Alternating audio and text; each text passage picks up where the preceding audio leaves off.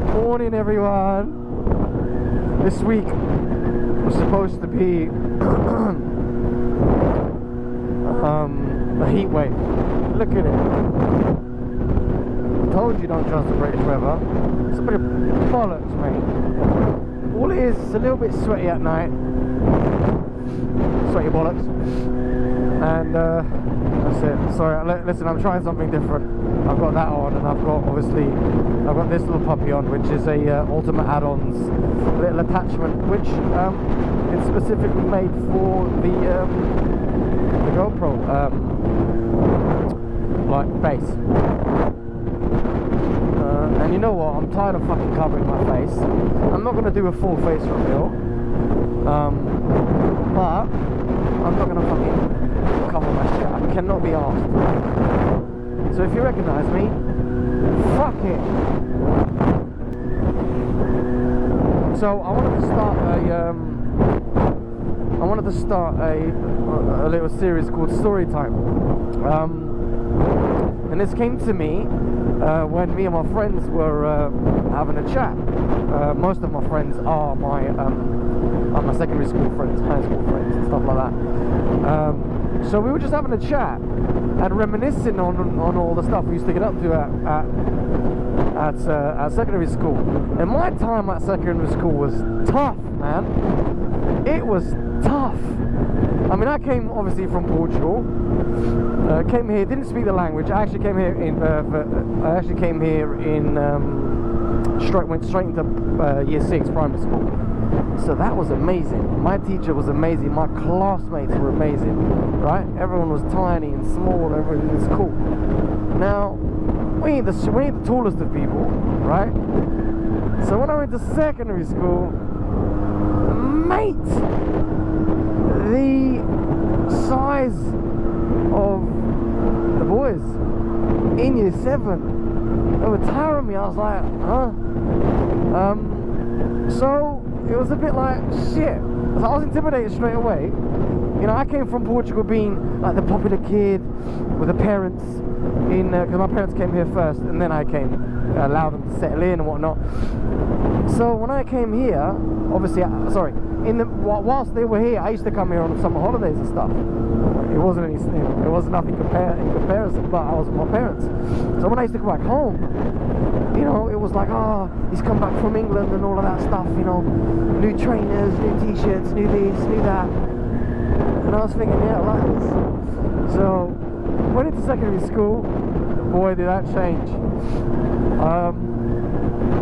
All of a sudden, I was the most uncool kid. Small, weedy, all glasses, curly blonde hair. Yeah. And then all the bigger boys started picking on me, man. I mean, by year 7, I'd slowly picked up the. Sorry, I'm just going to check if it's recording on my this one. Yeah. So by then, I had picked up. So I was comfortable in speaking. Not as much as I am now, of course, but you know, I sponged it quite a lot. Plus, I had a friend that was Portuguese that helped me a lot with the transition and you know what the teachers were saying, whatnot. So, and man, the shit that used to happen to me and my friends. It's because we were foreigners. The friends that used to happen to me and my friends. We used to get our money nicked. So we used to buy school dinners, right? So my mom used to buy. I used to buy my own lunch. So the way the school worked is I would go in with the money on Monday and pay for my lunches for the whole week, and then they'll give me a ticket, and then you know I'll have 5 tickets for the week, and then I'll hand out those tickets when lunch was up, and then you know they'll just give me the food. So obviously the boys, the bigger boys, I'm gonna call them the bigger boys, were nicking my dinner ticket, man. And when I think back about the shit that used to go on in that school,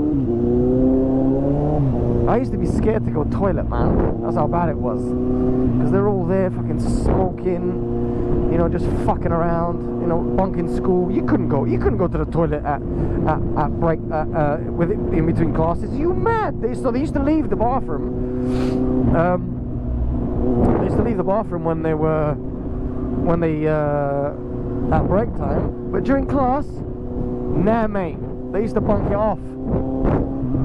It used to be quite. I look back at it now and it's quite funny, but you know, when it was happening, it wasn't fucking funny. It was horrible. Shiza. Oh dear. Sorry.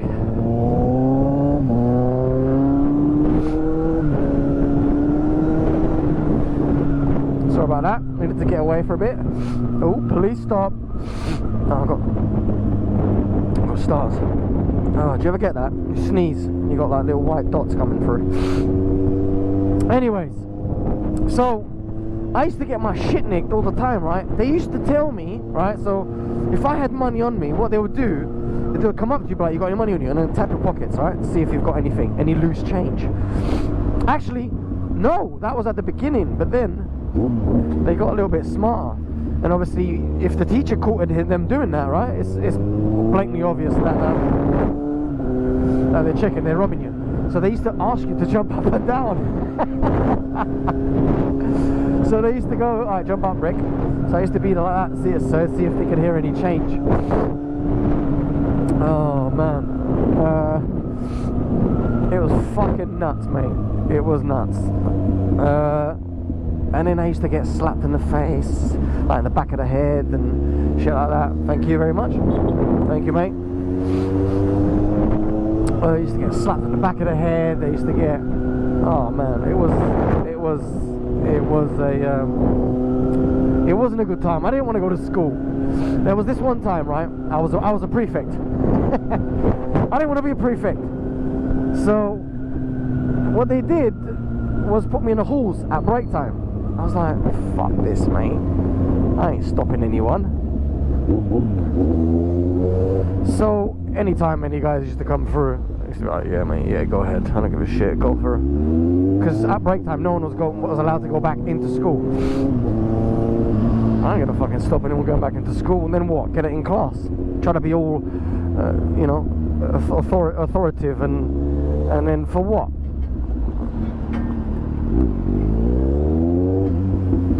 But so, you know, I just used to let them go in or out. Shut up. And then there was the so yes, I was a prefect. And then obviously it was the end of the term, right? We were going to go on for, I think it was Easter holidays. So for doing such a great job, they offered us chicken and chips, right? And I was loving it. I was like, yes. So they took us into the hall, and you know, all the prefects could pick chicken and chips and a drink and something for dessert. I think, I can't remember very well. I can't remember that detail, but I know it's chicken and chip. Thanks, man. And then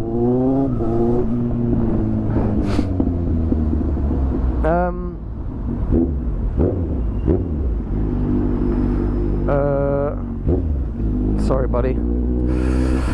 So as I come out of this hallway, obviously all the rude boys are out there and they're waiting. Like, they're waiting, man. They're just waiting for hunters. They're just waiting for us to come out like prey. So obviously this guy clocks me. He was a nasty piece of work, man. He's actually in prison for murder, believe it or not, right? That's how bad this fucking school was. Oh yeah, I haven't even fucking said. My school was one of the worst schools in southwest London. No joke, man. No joke. I won't name the school, but it was a tough school, man. It was bad. It was bad. The reputation of the school. Do you know what? I can't really blame my mum, because Man, my mum didn't fucking know. She just went to where all my friends from primary school were going, and the closest one, and what she was advised on. So, I mean, I can't blame her for it. To be fair, I don't blame anyone for it, because you know what? It made me into a stronger person, and I ain't scared of shit. So I come out of this hallway, and this kid goes to me, "Hey, give me your chicken and chips." And all I said was, "Allow it, man. Like, you know, allow it. Don't do that. Let me eat my food, right?" And he goes, "Allow it?" Like proper questioning me, like, "Did you just ask me to allow it?" I went, "Yeah." "Come here." So grabbed me up on a headlock, like, come here. So grabbed me, took me away, uppercutted me like a couple of times, right? Walked all, there was no teachers in sight, by the way. Walked all the way to the bottom of the to the entrance gates of the school, where no teachers were around. They were all having chicken and chips. And then went, "Give me that." So he took my chicken and chips. So I stood there, guys, with like a blank stare, like I didn't know what the fuck just happened, because it was all very quick. And then after, he comes back about 5 minutes after, because he forgot the drink. He walks up to me like this, because I had the drink in my hand, and he goes, "Give me that."